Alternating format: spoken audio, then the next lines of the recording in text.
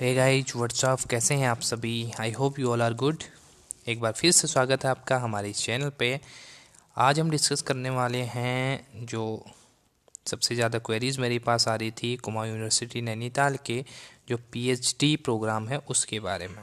ठीक है, जैसे कि आप सबको पता है यहाँ पे फर्स्ट काउंसलिंग पीएचडी की हो चुकी है और उसकी मेरिट लिस्ट भी यहाँ पे जारी की गई थी। उसके बाद काउंसलिंग के लिए यहाँ पे बच्चों को बुलाया गया था और उनको कॉलेज भी यहाँ पे अलॉट कर दिया गया है और गाइड भी अलॉट कर दिया गया, उसके अंडर आपको पीएचडी करनी है। तो बात करते हैं कि यहाँ पे क्या वैकेंट सीट्स रह चुकी हैं, या इसके अलावा कितनी सीट्स रह चुकी हैं, या इसके अलावा माइग्रेशन सर्टिफिकेट किसको ज़रूरी है, या फीस कितनी है, या नेक्स्ट पीएचडी यहाँ पे कब फॉर्म निकलने वाले हैं। इन सब की चर्चा हम यहाँ पे करेंगे क्योंकि इससे रिलेटेड बहुत सारी क्वेरीज आप लोगों ने पूछी थी, मेल के थ्रू भी पूछी थी, कमेंट्स में भी पूछी थी। तो मैंने सोचा कि इस पर एक अलग से वीडियो बना दूँ ताकि आपकी जितनी भी थोड़ी बहुत हेल्प हो सके। तो वीडियो के साथ बने रहिए, हम पूरी सब कुछ यहाँ पे डिटेल में डिस्कस करेंगे। सबसे पहले हम डिस्कस करते हैं कि यहाँ पे जो काउंसलिंग रही वो कितने बच्चों ने यहाँ पे काउंसलिंग करवाई और कितने बच्चों ने यहाँ पे उनको अलॉटमेंट लेटर यहाँ पे दिया गया है। ठीक है, इसका कुछ सोर्स मैं आपको दे रहा हूँ, अगर आपको ऑथेंटिक मानना है तो आप मान सकते हैं, लेकिन न्यूज़पेपर की कटिंग है। ये देखिए, यहाँ पे मैं बेसिक से बात करूँगा एक उसकी कॉमर्स सब्जेक्ट की। ठीक है, क्योंकि कॉमर्स का बेसिक सा मैंने थोड़ी उस पर रिसर्च भी की हुई है, तो उस चीज़ पे बात करते हैं। ये मेरे एक फ्रेंड ने मुझे भेजी हुई थी। इस पे देखिए ये कब की है, जब आपकी काउंसलिंग हुई थी उसके नेक्स्ट डे की ये आपकी पेपर कटिंग है और हिंदुस्तान न्यूज़पेपर की कटिंग यहाँ पे है। ठीक है, यहाँ पे देखो, यहाँ पे कॉमर्स की बेसिक सी मैं बात करूँ तो यहाँ पे देखो वाणिज्य में 21 सीट्स पे यहाँ पे काउंसलिंग कराई गई थी। ये सब आप पढ़ सकते हैं, इसमें वही काउंसलिंग का लिया गया है और टोटल 198 कैंडिडेट ने यहाँ पे जो काउंसलिंग है उसको कराया था। ठीक है, और कॉमर्स में कितनों ने 21 कैंडिडेट ने यहाँ पे काउंसलिंग कराई। तो अब 21 कैंडिडेट ने तो काउंसलिंग कराई, लेकिन टोटल वैकेंट सीट्स आपको पता होंगी यहाँ पे कितनी थी।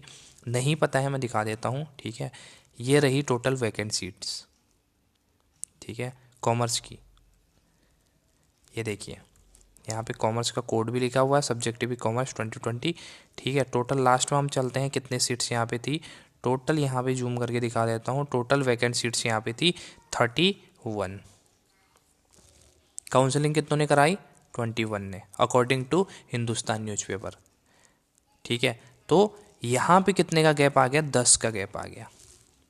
तो हम मान के चल सकते हैं कि यहाँ पे 10 जो सीट्स हैं वो वैकेंट हैं।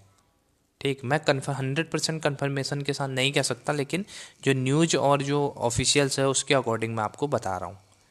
ठीक है, और दूसरी चीज़ यहाँ पे यूनिवर्सिटी का क्या कहना है इससे रिलेटेड। देखिए, मैंने यूनिवर्सिटी में बात की थी तो उन्होंने कहा था कि जो आपकी सेकंड मेरिट लिस्ट है ना, जो सेकंड मेरिट लिस्ट है वो जारी की जाएगी जब जो फर्स्ट मेरिट लिस्ट के जो कैंडिडेट हैं उनके एडमिशन लेने के बाद। ठीक है, अब उनकी एडमिशन की डेट क्या है? उनकी एडमिशन की डेडलाइन है 10 फेब, 10 फरवरी तक उनको एडमिशन लेना है। 15 फरवरी से आपकी जो कोर्स वर्क की क्लासें हैं वो स्टार्ट होने वाली हैं। 10 फरवरी तक का आपका अलॉटमेंट लेटर में भी लिखा होगा कि आपको एडमिशन लेना है। तो यूनिवर्सिटी का यही कहना है कि जब आपके फर्स्ट मेरिट लिस्ट के जो कैंडिडेट हैं वो एडमिशन ले लेंगे तो उसके बाद पता चल पाएगा कि एक्चुअल में सीट्स कितनी वैकेंट है। देखिए, यहाँ पे 10 सीट्स कॉमर्स की स्पेशली मैंने बात की आपसे, तो 10 सीट्स तो यहाँ पे हमारे अकॉर्डिंग खाली हो गई। ठीक है, लेकिन हो सकता है कि कुछ लोग अलॉटमेंट लेटर लेने के बाद भी एडमिशन ना लें। ठीक है, ये पॉसिबिलिटीज़ है। अगर बाई चांस 2 लोग भी एडमिशन छोड़ देते हैं तो टोटल वैकेंट सीटें 12 हो जाती हैं। तो इसीलिए कॉलेज प्रशासन है या जो यूनिवर्सिटी हो, इसी का वेट कर रही है कि कब एडमिशन्स प्रोसेस कंप्लीट हो और उसके बाद पता चले कि हमारे पास सीट्स कितनी वैकेंट हैं।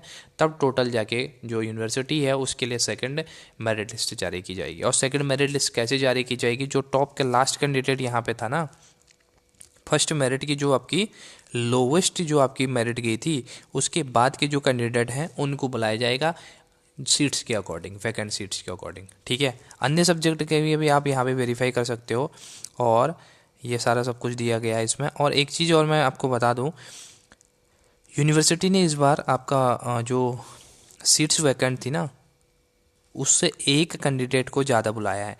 इसका रीज़न मुझे भी नहीं पता। मैंने 3-4 सब्जेक्टों का इसका वेरीफाई किया था, क्रॉस वेरीफाई मैंने किया था, आप भी कर सकते हो। एक तो था कॉमर्स का, दूसरा मैंने किया था हिंदी का, और तीसरा किया था मैंने संस्कृत का। 3 सब्जेक्ट के तो मैंने खुद से वेरीफाई किए थे। तो इसमें जितने टोटल वैकेंट सीट्स से उन्होंने यूनिवर्सिटी ने दिया था उसमें +1 करेंगे तो आपको एक सीट से ज़्यादा कैंडिडेट बुलाया था। तो ये क्यों बुलाया गया था ये मुझे भी नहीं मालूम। लेकिन कॉमर्स में, जबकि कॉमर्स का आप देख सकते हो कि 31 टोटल वैकेंट सीट्स थी, लेकिन काउंसलिंग के लिए 32 बंदों को बुलाया गया था। ठीक है, तो इसका रीज़न यूनिवर्सिटी ही जाने। लेकिन मैं आपको एक झूठी होप नहीं दे रहा हूँ, लेकिन मैं आपको एक ऑथेंटिक सोर्स के थ्रू बता पा रहा हूँ कि आपकी जो सीट्स हैं, कुछ सीट्स वैकेंट जरूर रहेंगी। ठीक है, उसके लिए सेकंड जो मेरिट लिस्ट है वो जारी की जाएगी। कब तक जारी की जाएगी ये भी मैं आपको बता चुका हूँ कि एक्चुअल डेटा यूनिवर्सिटी का कब आएगा, जब एडमिशन्स प्रोसेस कंप्लीट हो जाएगा तो उसके बाद एक्चुअल डेटा आएगा, तब जाके सेकंड मेरिट लिस्ट यहाँ पे जारी की जाएगी। ये तो बात रही है हमारे मेरिट लिस्ट की, जिसके बारे में आप सब बहुत ज़्यादा पूछ रहे थे। दूसरा, कुछ लोग पूछ रहे थे माइग्रेशन सर्टिफिकेट के बारे में।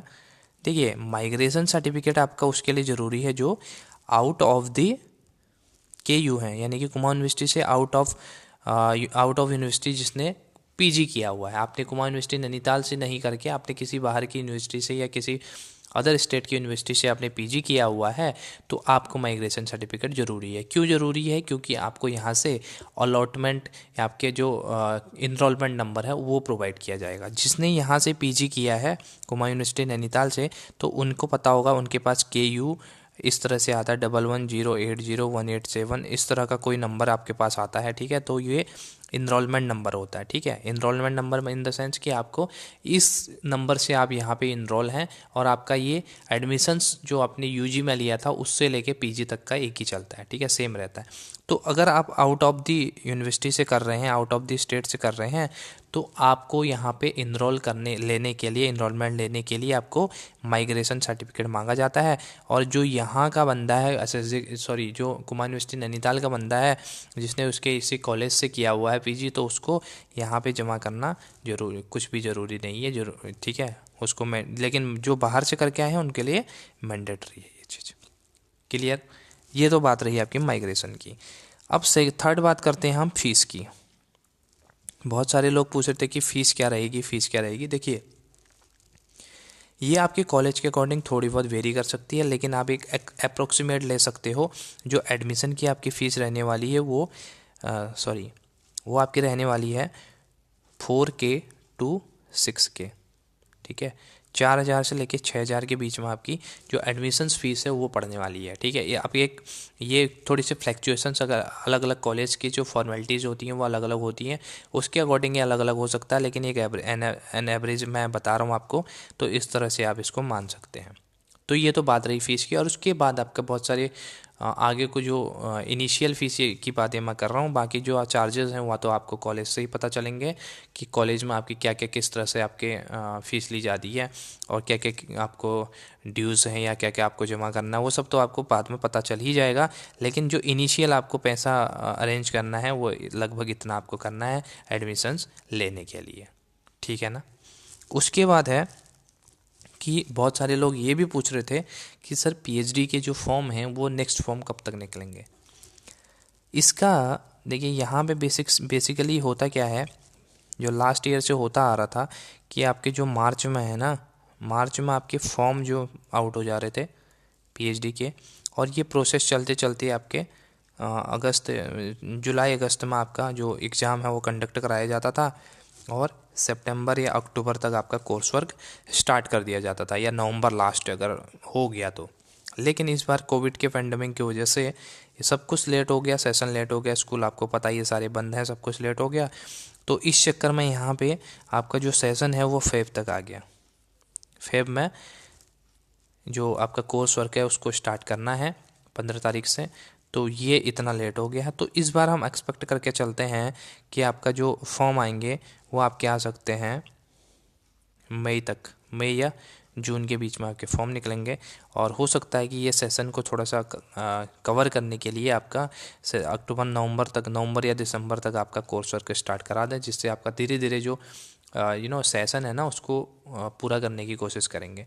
तो आप मान के चलिए कि जुलाई अगस्त तक आपके फॉर्म निकल जाएंगे और उसका प्रोसेस एग्जामिनेशन का होगा, उसके बाद आपका इंटरव्यू का होगा, फिर आपका सब कुछ होगा। तो ये लंबा प्रोसेस है। तो हो सकता है कि आपका ये अक्टूबर तक चले, अक्टूबर नवंबर तक आपका जो कोर्स वर्क है ये स्टार्ट हो जाना चाहिए मेरे अकॉर्डिंग। अगर किसी प्रकार की कोई और सिचुएशंस नहीं आती है, अनसर्टेनिटी नहीं आती है, तो ये चलेगा। और दूसरी चीज़, एक चीज़ और मैं कहना चाहता हूँ कि यहाँ पे आपको होप पूरी रखनी है, ठीक है, अपनी मेहनत जारी रखनी है। यहाँ पे अब तो आपके पास और ज़्यादा अपॉर्चुनिटीज़ हैं, क्योंकि यहाँ पे उत्तराखंड में एक और यूनिवर्सिटी एसएसजे कैंपस जो था उसको एसएसजे यूनिवर्सिटी बना दिया गया है, ठीक। तो उसके भी यहाँ पे निकलेंगी पीएचडी के लिए, क्योंकि अलग से यूनिवर्सिटी है तो उसकी अलग से वैकेंसी निकलेगी। तो उसके लिए भी आप प्रिपेयर रहिए, और कुमाऊं यूनिवर्सिटी तो है ही है, ठीक है। तो यहाँ पे निकलेंगे एसएसजे यूनिवर्सिटी के भी आपको फॉर्म देखने को मिलेंगे। धीरे धीरे वो सेपरेट हो रही है, अपनी अलग रूपरेखा, सब कुछ अपना करिकुलम सब कुछ अलग बना रही है। तो उसके भी आपको तैयारी करनी है। यहाँ पे तैयारी जारी रखो, ठीक है। मैं आपको रिकमेंड करता हूँ कि नेट जेआरएफ की तैयारी जारी रखो। तो उसके साथ साथ आपके पीएचडी की भी हो जाती है, क्योंकि पीएचडी का जो सिलेबस है आपका वही नेट जेआरएफ के सिलेबस जैसा ही आपका पीएचडी का भी सिलेबस होता है, उसी में से आपको क्वेश्चन भी पुटअप होते हैं। तो ये तो हमारी बात थी पीएचडी की। और जिन लोगों का हो चुका है, जो एडमिशन्स लेने वाले हैं, उनको ऑल द बेस्ट, ठीक है। और फ्यूचर के लिए गुड लक कि आप मिस्टर से डॉक्टर बनने की सफ़र की ओर बढ़ चुके हैं। और सफ़र जब चले हैं तो पूरा कर ही लेंगे, है ना। मंजिल की जब हम शुरुआत कर चुके हैं तो सफ़र तो मंजिल तो प्राप्त हो ही जाएगी। तो पॉजिटिव रखो अपने आप को। एडमिशन्स आप ले सकते हो 5 तारीख को। आई थिंक कि फिफ्थ को आपका जो कॉलेज है, सारे कॉलेजेस खुल जाएंगे, तो हॉलीडेज़ ख़त्म हो जाएंगे, तो 5 तारीख को आपके कॉलेज खुल जाएंगे, तो आप जाके एडमिशन ले सकते हो। फॉर्म आपको ऑनलाइन लेना है, तो ऑनलाइन कैसे कहाँ से निकालना है मैंने आपको बता चुका हूँ पिछली वीडियो में। आप जाके देख सकते हो कि आपको कहाँ से पीएचडी के एडमिशन के लिए फॉर्म निकालना है, ताकि आप कॉलेज में जाके अपना टाइम वेस्ट ना करो, वहाँ पे फॉर्म फिल करना, फ़ोटो चिपकाना, ये सब करके आप घर से जाके ले जा सकते हो। विद डॉक्यूमेंट आप ले जा सकते हो, वहाँ पे जाके आपको टाइम वेस्ट करने की ज़रूरत नहीं है, ठीक है। तो इस तरह से आपका ये सब चीज़ें थी। इसके अलावा आप बता सकते हैं मुझे कि आपका कौन सा कॉलेज आपको अलॉट किया गया है, ठीक है। कौन से गाइड, कौन से कॉलेज, कौन से सब्जेक्ट है आपके हैं, आप कमेंट बॉक्स में मुझे बताना। कोई क्वेरीज हो आपका तो आप क्वेरीज भी मुझसे पूछ सकते हैं, मुझे मेल कर सकते हैं। मेल आईडी मैंने आपको दी हुई थी, नहीं भी आपको पास है तो मैं दे देता हूँ। NBASERA108@gmail.com, ठीक है। ये मेरी मेल आईडी है, ऑफिशियल मेल आईडी है। तो इस पर आप अपनी क्वेरी को पूछ सकते हैं। बहुत सारे लोग पूछ भी रहे हैं, तो मैं जल्दी से जल्दी रिप्लाई देने की कोशिश करूँगा। बाकी आप हमारे चैनल के साथ बने रहो। अगर आप वीडियो पर नए हैं तो चैनल को जरूर सब्सक्राइब करना है यार। चैनल सब्सक्राइब करोगे तभी तो आपको जानकारी आगे से प्रोवाइड हो जाएगी, ठीक है। टाइम टू टाइम आपके पास जो जितनी भी जानकारी है वो मैं लाने की कोशिश करता हूँ, ठीक है। बेसिकली जो कुमाऊं यूनिवर्सिटी नैनीताल है उसकी तो हर जानकारी मैं आपको दे दूंगा। और साथ ही एक जानकारी और की, जो एमएड के स्टूडेंट्स हैं वो भी देख रहे हो, तो एमएड के भी यहाँ पे काउंसलिंग पूरी हो चुकी है, ठीक है। काउंसलिंग नैनीताल में हो चुकी है, तो उस पर भी आपका जो एडमिशन से आप ले सकते हो। और आई थिंक कि 11 फेब को अल्मोड़ा में भी यहाँ पे बीएड जो एमएड है उसकी काउंसलिंग होने वाली है, तो आप पता कर सकते हो इस बारे में, ठीक है। एमएड के बारे में हम ज़्यादा चर्चा नहीं कर रहे हैं, पीएचडी के बारे में हमने इतनी चर्चा कर ली थी। इसके बाद अगर आपकी कोई और क्वेरीज हैं किसी भी रिलेटेड तो आप पूछ सकते हैं। वीडियो के साथ बने रहिए। Thank you so much, bye bye, take care.